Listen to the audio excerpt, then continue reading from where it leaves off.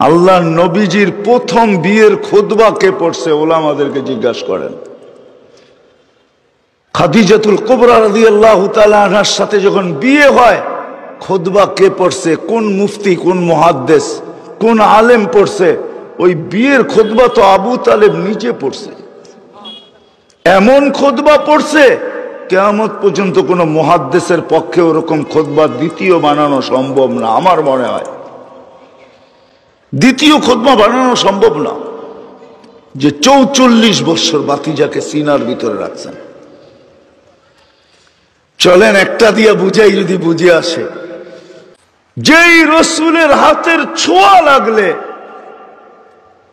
দুনিয়ার আগুন পাওয়ারফুল যতই হোক একটা সুতা জ্বালানোর ক্ষমতা রাখে না, আবু তালেবকে আল্লাহর রসুল নিজের হাতে কবরে রাখতেছিলেন আর চিৎকার দিয়া বলতেছিলেন, আম্মি আম্মি মা তারাক্তালি সাবিলা, চাচা আপনার ঋণ শোধ করতে পারলাম না, আপনি আমার জন্য শোধ করার কোন রাস্তা রাখলেন না। বলছিলাম কলেমা পড়েন, পড়লেন না। বলছিলাম ঠোঁট হেলান, হেলাইলেন না। যদি চুপও থাকতেন তো কিছু একটা করার সুযোগ ছিল। আপনি তো মৃত্যু লগ্নে একটা চিৎকার দিয়া মক্কাবাসীকে শোনায়া দিলেন, আলা মিল্লাতি আব্দুল মুত্তালিব। আব্দুল মুত্তালিবের মিল্লতের উপরে, ধর্মের উপরে আমি চলে যেতেছি। সত্য এটাই। কয়দিন আল্লাহর থেকে দূরে থাকা, আল্লাহর থেকে যে দূরে, আমি তো একটা দিয়ে আপনাদেরকে প্রমাণ দিলাম যে 5 ওয়াক্ত নামাজ মাত্র 1 ঘন্টার জন্য আল্লাহ ডাকে। আরে 1 ঘন্টাও লাগে না আমাদের নামাজ। এখন যদি এখানে বলেন অনেকে যে নামাজ তো আমি কিছু জানি না, আমি নামাজ কি করে পড়বো? এই উম্মতের জন্যই আল্লাহ করছেন, কিচ্ছু পড়তে হবে না।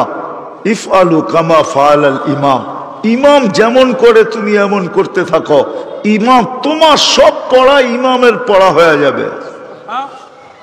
তোমার পড়া ইমাম পড়া দিবে, কেরাত ইমাম পড়া দিবে, সব ইমাম পড়া দিবে। তুমি চেষ্টা করতে থাকো, পারলে পাল্লা, না পারলে চেষ্টার পরেও যদি পাল্লা না, তারপরও আমরা গ্রহণ করে নিব। এই উম্মতের জন্য সুযোগ, কোন উম্মতের জন্য ছিল না। আফসোস, আল্লাহর থেকে দূরে, আল্লাহর থেকে উম্মত দূরে। কয়দিন দূরে থাকবো? কয়দিন? 60-70 বছর? এই জন্য আসেন আন্না, দুটা কাম যদি করতে পারি তাইলে হয়তো আল্লাহর কাছে আসতে পারবো, আল্লাহ আমাদের কাছে হবেন। কারণ আল্লাহর ওয়াদা, আল্লাহর ওয়াদা দেখাবো, আল্লাহর ওয়াদা। আমি প্রথম কাজ যদি করতে পারি, প্রথম কাজ যদি করতে পারি, এই মজমা যদি আজকে বা যেই পর্যন্ত আওয়াজ যায়, যে কান পাইতা শুনতেছে, সে যদি আজকের থেকে, এই মুহূর্তের থেকে হাত উঠায় আল্লাহকে বলে যে মালিক আমি পিছনের জন্য তওবা করলাম, কি রাজি? কে কে রাজি দেখি যে আমি তওবা করলাম? বলেন মুখে, মনের থেকে যে তওবা করলাম, আল্লাহ কবুল করুক। এতটুকুই যথেষ্ট। কারণ আল্লাহ ওয়াদা করতেছে, ফাইন তাবু ফানা হাবিবুকুম, তুমি ইউটার্ন নিতে দেরি, ঘুরেই দেখবে আমি বন্ধু হিসাবে দাঁড়ায় আছি। ফাইন তাবু ফানা হাবিবুকুম, ফাইন তাবু ফানা হাবিবুহুম ইউহিব্বুত তাওয়াবিন ওয়া ইউহিব্বুল মুতাতাহহিরিন। এক তো পিছের জন্য তওবা করা, দ্বিতীয় হলো বিশেষ করে যুবকদেরকে বলবো, যুবক তোমার পায়ে হাত রেখা বলি, সারাদিন যদি কিছু করতে নাও পারো, কমসে কম ঘুমানোর সময় যখন ঘুমাইতে যাবে তো হাত দুটা উঠায় এতটুকু বলা ঘুমায়ও যে মালিক সারা দিন দূরে ছিলাম, এখন ঘুমাইতে চললাম। ঘুম তো ঘুম না, মউত। সকালে উঠাইলে উঠবো, না উঠাইলে চির নিদ্রা হয়ে যাবে। কত যুবককেই তো দরজা ভাঙ্গা সকালে বাহির করতে হইল না? এইরকম ইতিহাস নাই? হ্যাঁ, কত যুবকই তো ঘোড়ার পিঠে থাকা অবস্থায় দুনিয়ার থেকে চলে গেল, ঠিক না? বর্তমান ঘোড়া তো এটাই, ঠিক না? কি মোটর সাইকেল, ঠিক না? আগেরটায় ঘাস খাইতো, এখনটা তেল খায়। আগেরটা অ্যানালগ ছিল, এখনটা ডিজিটাল। যেমন আমাদের জান্নাতে যাওয়ার পরে জান্নাতের বাইক আরো সুপার হবে, এই দুনিয়ার বাইকের মতো না। ওটা পর লাগানো থাকবে, পর। কি? হ্যাঁ, সত্য বলতেছি। আল্লাহ রসুল জিজ্ঞাসা করছে, মা তাস্তাহি আনফুসুকুম। আল্লাহ রসুলকে সাহাবা জিজ্ঞাসা করছে, জান্নাতে ঘোড়া থাকবে? বলছে এই রক্তে মাংসের না, থাকবে মিন ইয়াকুতাতিন হামরা, লাল পাথরের তৈরি, টকটকে লাল স্টার রুবি দিয়ে আল্লাহ তৈরি করবেন। লাহু আজনিহাতান, দুটা ডানা থাকবে। ইয়ারকাবু ইউসিরু হাইসু ইয়াশা, চড়বে আর যেখানে মনে চায় ওইখানে চোখের পলকে উড়া চলে যাবে। যুবকরা ভালো মতে শুনো কিন্তু, যেমন তোমরা বাইকে উঠলে হুঁশ থাকে না, আর পিছে যদি কেউ বসা থাকে তাহলে তো ফুল চার্জ, ঠিক না? মনে হয় আপনারা বোঝেন না, যুবকরা বুঝছে কি বুঝাইতে চাইছি, ঠিক না? পিছে যদি কেউ বসা থাকে তাহলে তো কি ফুল চার্জ না একবারে? জান্নাত এরকমই হবে, ঘোড়া একা উড়বে না, সামনেও একজন থাকবে, পিছেও একজন থাকবে, আবার যেখানে যাবে ওইখানে তো আসেই আছে। আল্লাহ ফুল চার্জে রাখবে জান্নাতীদেরকে, ওইখানে চার্জ 100টা পরিমাণও কমবে না। এই জন্যই তো হাদিসে বলে কুওয়াতু মিয়াতু রাজুল, 100 পুরুষের যৌবন শক্তি দিবে। কেমন চার্জ! তো যেটা বুঝাইতেছিলাম যুবকদেরকে, পায়ে হাত রাখা বলি, যখন ঘুমাইতে যাবে, কেননা ঘুম না মৌত, হাত দুটা উঠায় বলো, মালিক সারা দিন তো আসতে পারি নাই, এখন ঘুমাইতে চললাম, কাল সকালে উঠাইলে উঠবো, নাইলে চির নিদ্রা। আমি আর তোমার থেকে দূরে থাইকা ঘুমাইতে চাই না, আমি হাত কিন্তু উঠায় দিলাম তোমার কাছে আসার জন্য, তওবার জন্য হাত উঠায় দিলাম, তওবা করে ঘুমাবো। কি যুবকরা রাজি? কে কে রাজি দেখি যে তওবা করে ডেলি ঘুমাবো? সত্য নামান, আল্লাহ তৌফিক দেখ, তৌফিক দেখ। কোরআন বলে ইয়া কওম ইস্তাগফিরু রাব্বাকুম ইন্নাহু কানা গাফফারা, মান লাযিমাল ইস্তিগফার। শয়তানকে যখন আল্লাহ বিতাড়িত করেন তো শয়তান আরো চেতা গেছিল। তো শয়তান আল্লাহকে বলতেছিল, বিতাড়িত করলেন, 1,85,000 বছর ইবাদত করলাম, তারপরও বিতাড়িত, চলে যখন যেতেই হবে তো কিয়ামতের সকাল পর্যন্ত আমাকে সুযোগ দেন। আল্লাহ বলে কেন? আপনার সব বান্দা গুমরা করে দেব। তো ফেরেশতারা বলে আল্লাহ একে সুযোগ দিয়েন না। তো আল্লাহ বলে যা, তোকে সুযোগ দিলাম।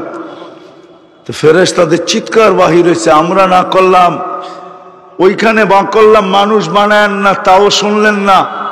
এইখানে না করলাম, ওকে কিয়ামতের সকাল পর্যন্ত সুযোগ দিয়েন না, তাও শুনলেন না। তা আল্লাহ বলে শোনো, আমি ইস্তেগফার নাযিল করলাম, উম্মত যখন ইস্তেগফার করবে তখনই আমি মাফ করব। মা সালা ইস্তাগফির ফাগফির। আর তৃতীয় কথা, তৃতীয় ওয়াদা, আজকের থেকে কোনো অবস্থায় নামাজ ছাড়ব না। ওয়াদা। যুবকরা কি বলে? মনে থাকবে, দিলে গাথো, আজকের থেকে আর কোনো অবস্থায় নামাজ ছাড়ব না। আল্লাহ কবুল করো।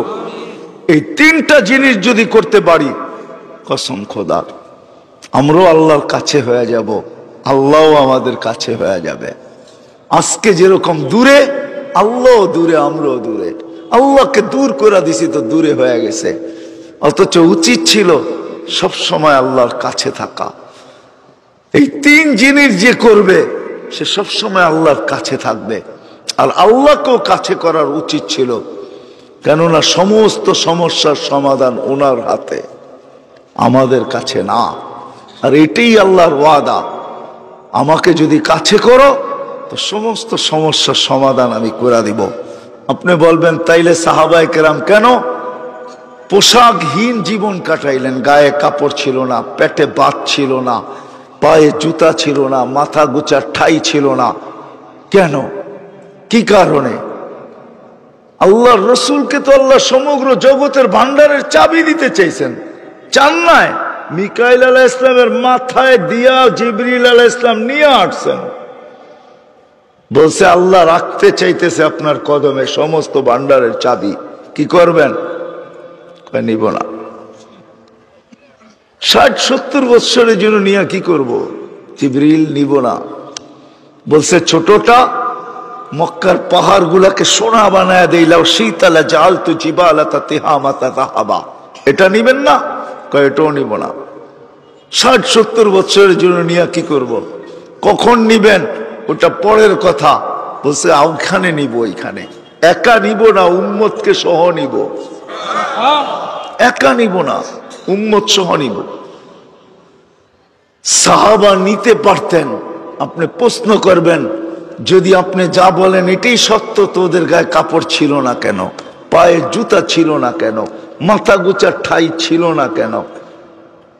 দুনিয়ার কিছুই তো ওদের কাছে ছিল না। ছিল না কেন? ওনারা ছিল না কেন এটা না, ওনারা নেন নাই, এটাই সত্য। প্রমাণ দিছেন আমরা নিতে পারতাম। দেখো আমরা ইশারা করলে মেঘ আসে, আমরা টোকা দিলে ভূমিকম্প দূরভূত হয়, আমরা ইচ্ছা করলে জল আর স্থলের মতো জলের ভিতরে ঘোড়া ওরকম দৌড়াইতে পারি যেরকম স্থলের ভিতরে দৌড়াইতে পারি, পানিতে ওরকমই দৌড়াইতে পারি যেরকম স্থলে দৌড়াইতে পারি। আমরা চাইলে সূর্যকে থামায়া দিতে পারি, আমরা চাইলে অগ্নিগিরিকে হাতে আবদ্ধ পাহাড়ে আবদ্ধ করতে পারি, আমরা চাইলে চিঠি দিয়া 4500 কিলোমিটার দরিয়ায় নীলের চিরাচরিত প্রথাকে ধূলিসাৎ করা কিয়ামতের সকাল পর্যন্ত তাকে পানি দিতে বাধ্য করতে পারি। পানি দিতেছে না, দেয় না? আমি তো 6 বার দেখছি দরিয়ায় নীল, আমি সুদান 6 বার গেছি, এখনো অতটুকুই পানি দিতেছে যত চিঠি দেওয়ার পরে দিছে, 1 ইঞ্চিও কমে নাই, আর কমবেও না। ওনারা নেন নাই 60-70 বৎসরের জন্য, ইচ্ছা করলে নিতে পারতেন। এই জন্যই 3টা যদি করতে পারি, যে মেরে দোস্ত, একটা তো করলামই, আর একটা প্রতিদিন ঘুমানোর আগে তওবা করে ঘুমায় যাওয়া, আর কোন অবস্থায় নামাজ ছাড়বো পাক্কা তো? আল্লাহ আমাদের সবাইকে আমল করার তৌফিক দান করেন। ওমা আলাইনা ইল্লাল বালাগ।